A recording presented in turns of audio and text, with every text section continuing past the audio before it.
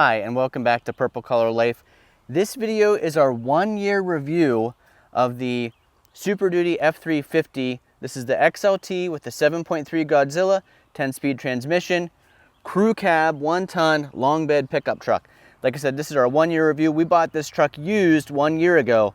So in this video, we're gonna go front to back, talk to you about things we like, our experiences so far, how it feels towing, how it feels driving, all that kind of information. But I will say, we've already made several videos about this truck, and I'll put those video links in the description down below, talking about the transmission issue, talking about the cam and lifter failure, talking about our oil change analysis. We had the oils examined by Blackstone Laboratories, and we have the details on how that oil analysis came out.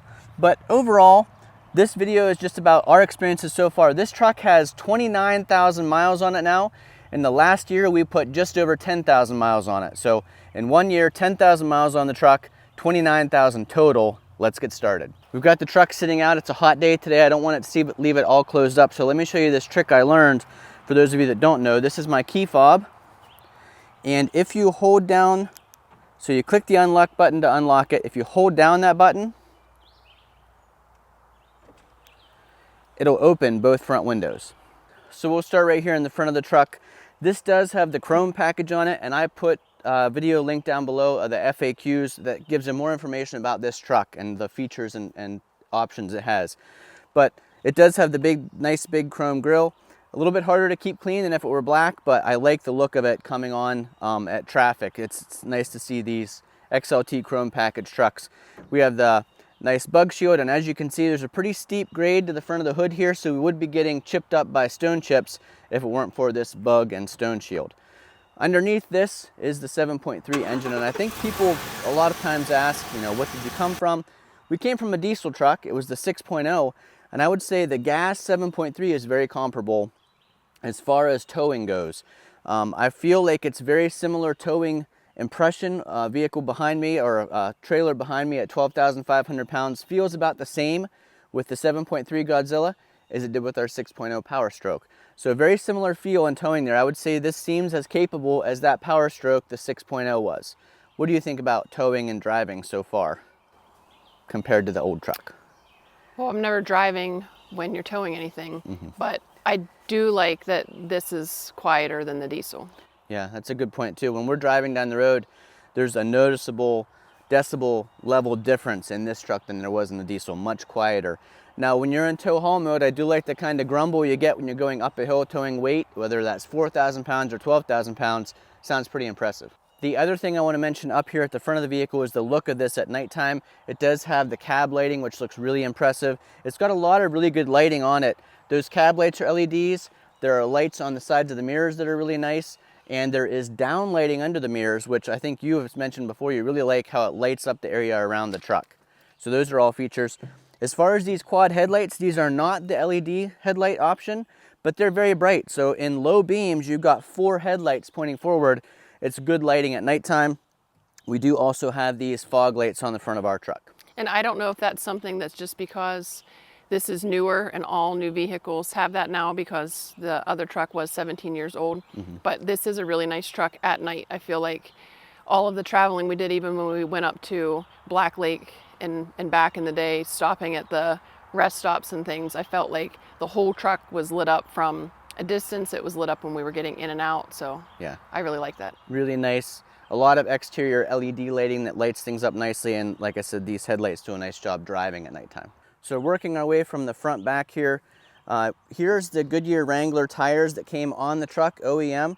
We use these all summer long. They're great for highway travel, great for towing, good in the grass. We don't go in a lot of mud, but at least around our rural Pennsylvania areas, dirt roads, tar and chip roads, grass in the yard, these do a nice job. And at the campgrounds, they do a nice job also. We do put dedicated winter tires on for the wintertime, but I have no complaints about these Goodyear Wrangler Kevlar tires. Now these wheels come with the chrome package. They are very classy, and I think they look really nice when they're clean, but these are some of the most difficult wheels I've ever tried to clean. They are chrome covered, and any little bit of brake dust shows up on them. There are different dimensions in between these, so I can reach in here with a sponge and clean this one out pretty easily. This one's a lot narrower, especially at the back. So these are more difficult to clean, than other wheels I've had on other trucks. We do have the running boards, which is really nice, easy to get in and out. I think without running boards, it'd be a big step for us and for Olive. You can see here in the front, there's lots of space. We have the cloth seats this time instead of leather. I think we both agree we missed the leather. The leather was a little bit more comfortable. I would say, thinking about drive quality or drive comfort, I think this truck rides more comfortably than our old F350, but the seats were more comfortable in the Lariat version than they are in this XLT version. I still think that our last truck was super comfortable. Yes. We did a lot of long distance trips in it, so it wasn't an uncomfortable truck. I think maybe just because this is bigger and newer, and I appreciate that it's more quiet. But as far as the seats go, I don't think the front seats are as comfortable as the last one. Right.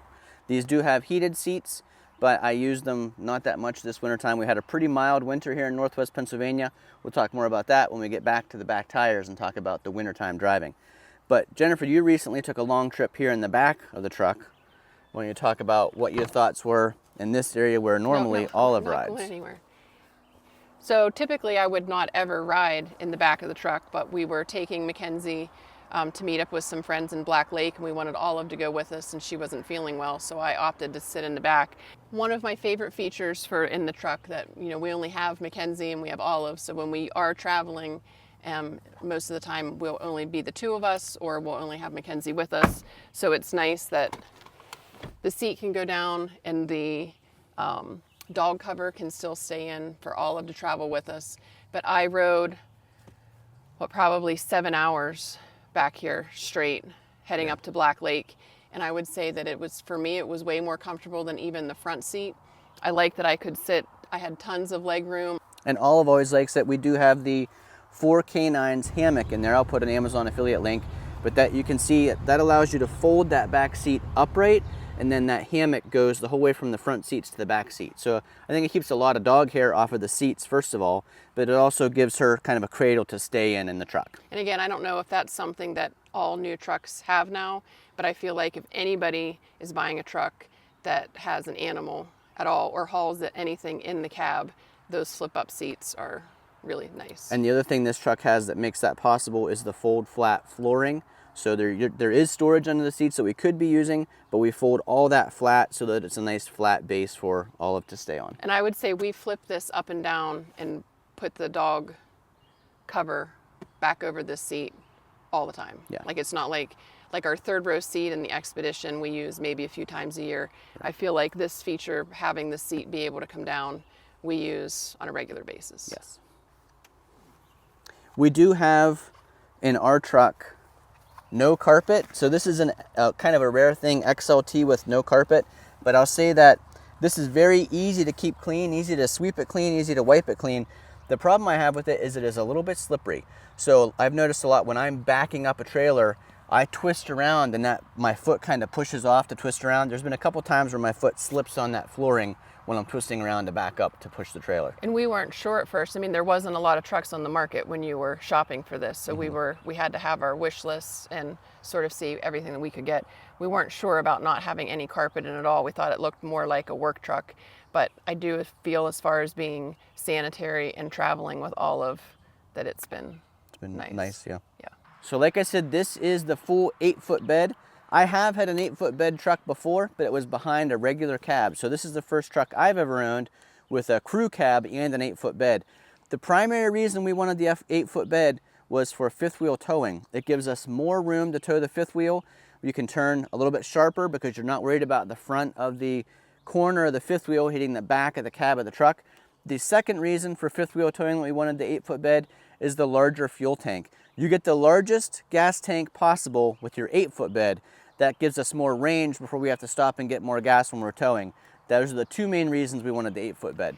And I would say that both of those things have come in really handy. When you were backing into the sites at camp, usually I have to try to watch the passenger side to make sure you're not hitting anything because you can't see over there. But there was a couple times in the last truck where the side of the camper and the bed of the truck made contact. So it's been nice that we haven't really had to worry about that. And I don't know exactly how that works or why that works, but that has been nice. And I was really surprised. The cab never made contact with the camper corner. We never hit. Oh yeah, the bed. Yeah, the bed rails. I guess I was using at a weird angle. I guess I was using bed and cab as the same term. Yeah. And the other thing, I could not believe that we went the whole way in a truck to Black Lake, left the truck running the entire time, even when we stopped to grab lunch because we had Olive with us. So 13 hours straight of running the truck, and we didn't get gas until we were on our way home. And we probably didn't have to get gas, but we just chose to get gas. So definitely, if we were going on another trip like the whole way out west or driving for days or whatever with the camper on, having that large gas tank would be super nice. Right. And another question people often ask is about mileage. We've done several videos about the towing mileage, towing 12,500 pounds, towing 3,500 or 4,000 pounds, eco versus normal. So I'll put links to those all down below. But I will say that I've been impressed with the miles per gallon we get in a big 1-ton truck. So, you know, people don't buy these trucks for fuel economy. You're not buying a Toyota Prius. You're buying a 1-ton pickup truck with a gas engine. So don't expect 20, 30, 40 miles to the gallon.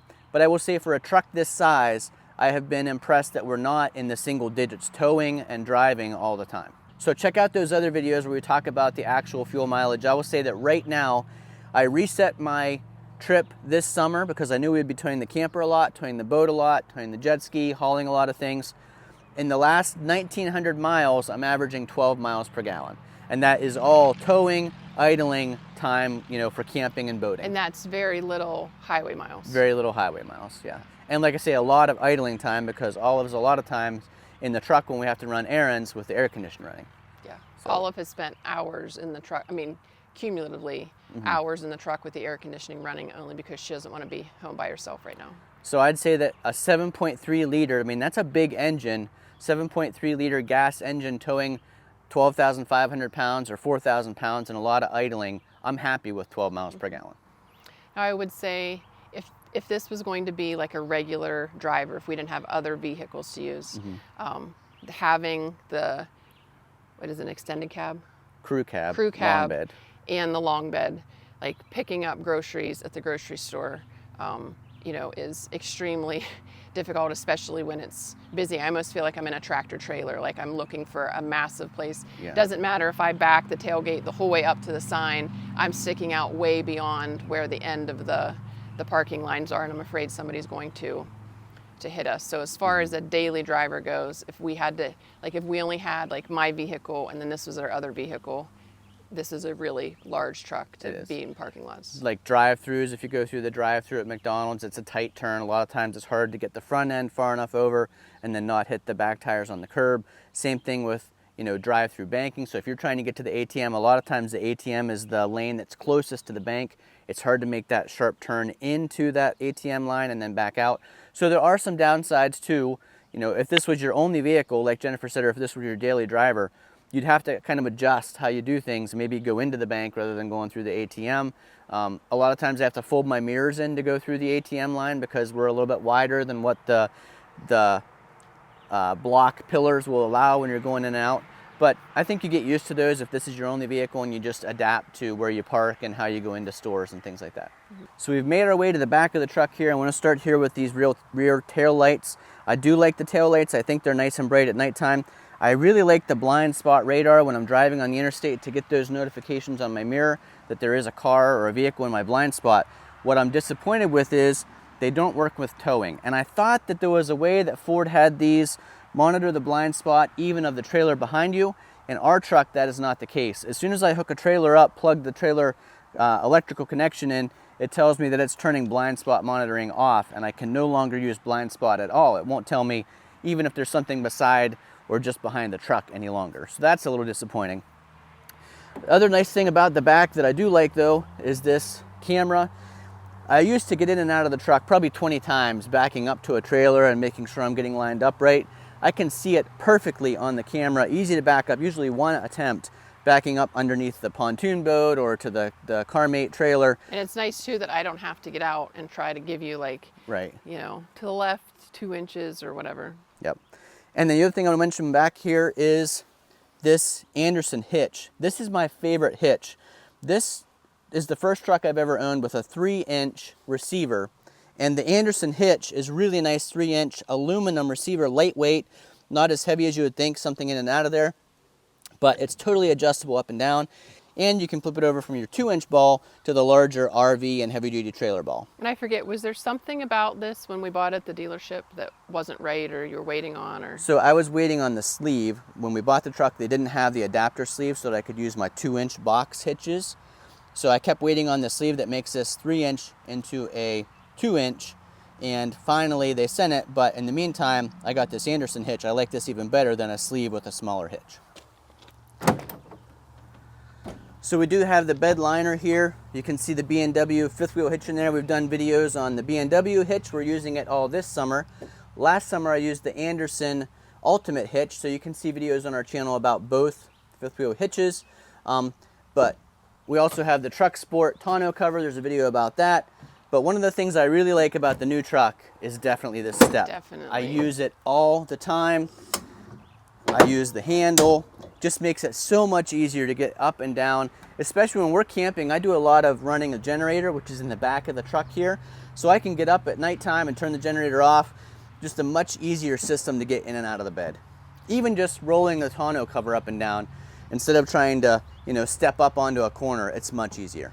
And I really thought, even though I knew that trucks have these now, I assumed that it would probably be cumbersome to get it out, take it down, and that it would just be faster to get up in the truck.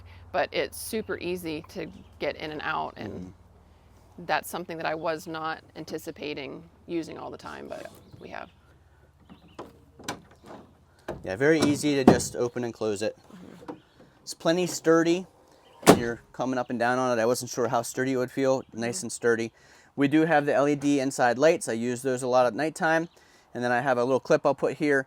That RV plug here in the back of the bed is so much nicer than your fifth wheel cord coming down over top of the tailgate and to the plug underneath your bumper. Much better system to have it in the bed of the truck.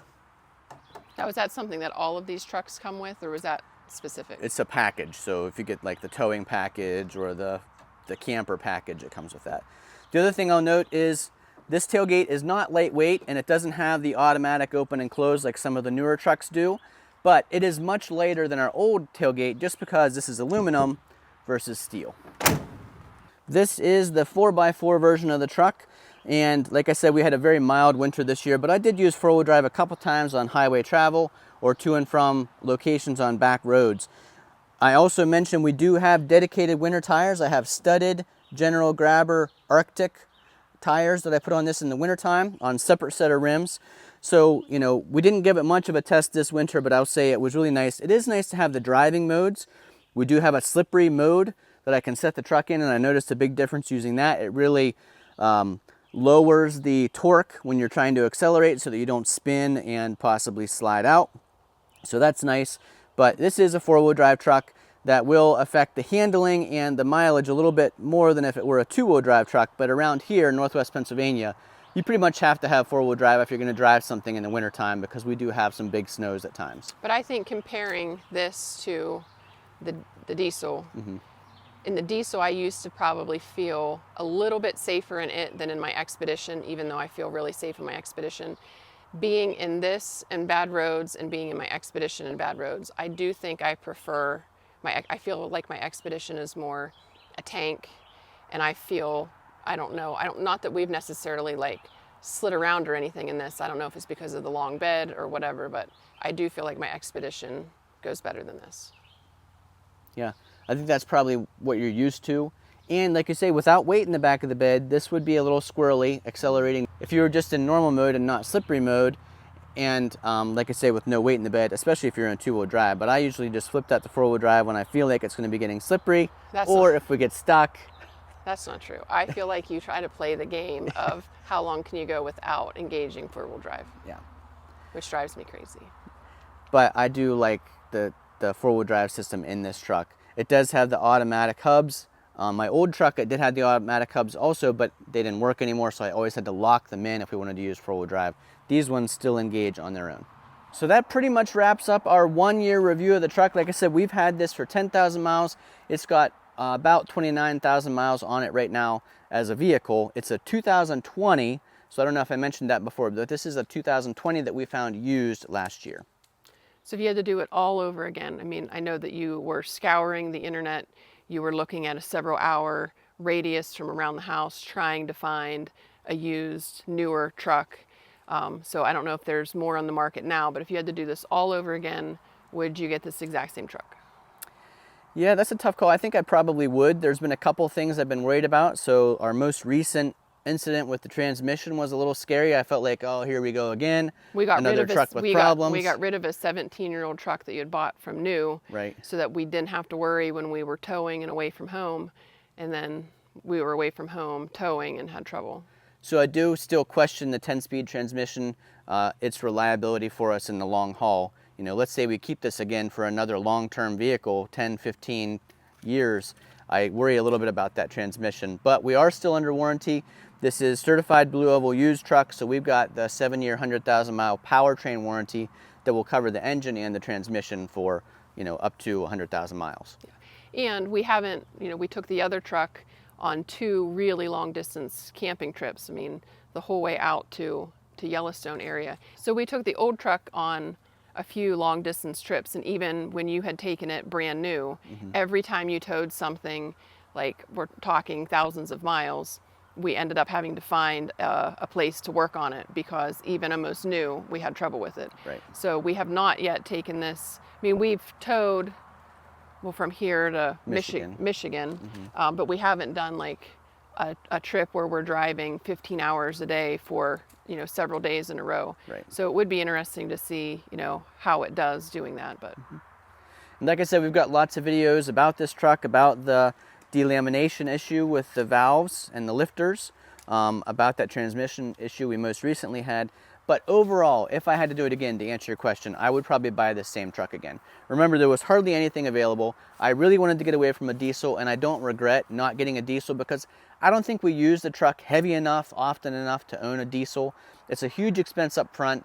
Maintenance is way more expensive, and like you said, we had some issues with the power stroke that I think were probably because we don't drive it hard enough, long enough. But I could ask you still the same question of having a truck this size with this much towing power, and really all the more often we really truly need it.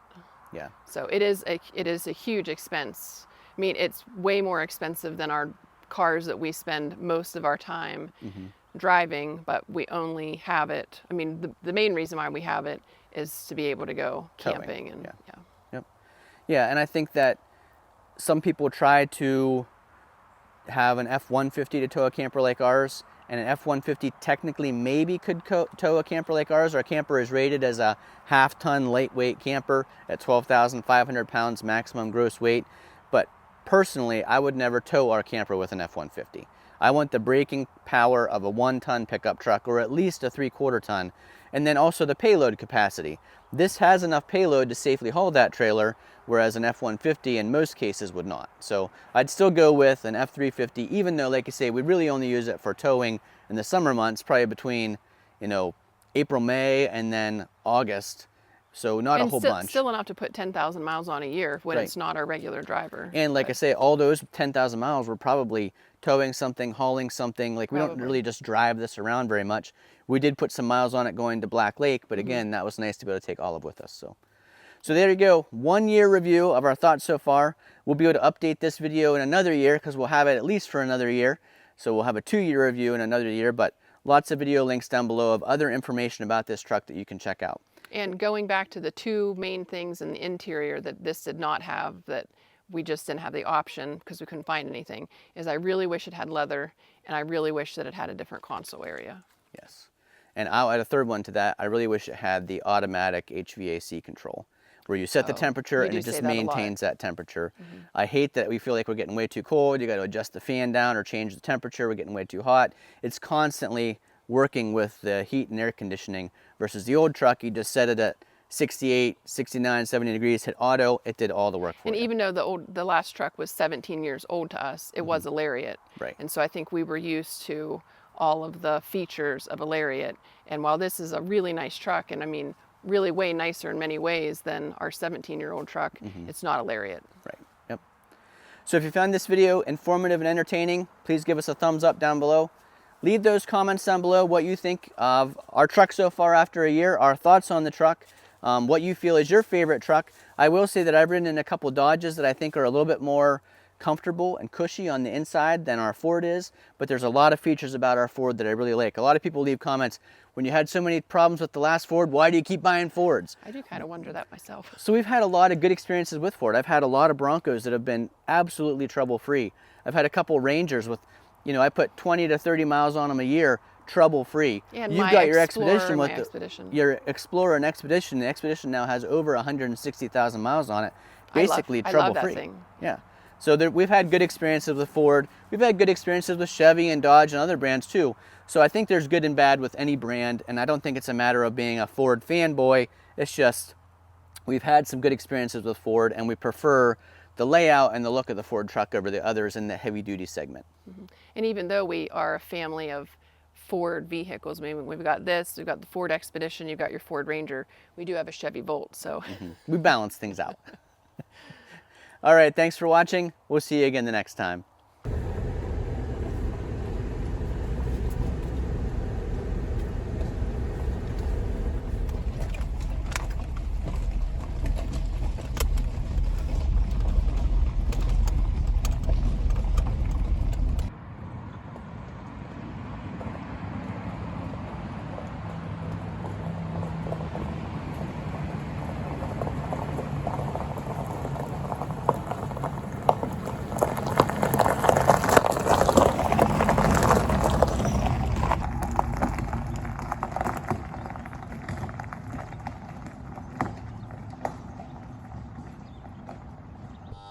Yes.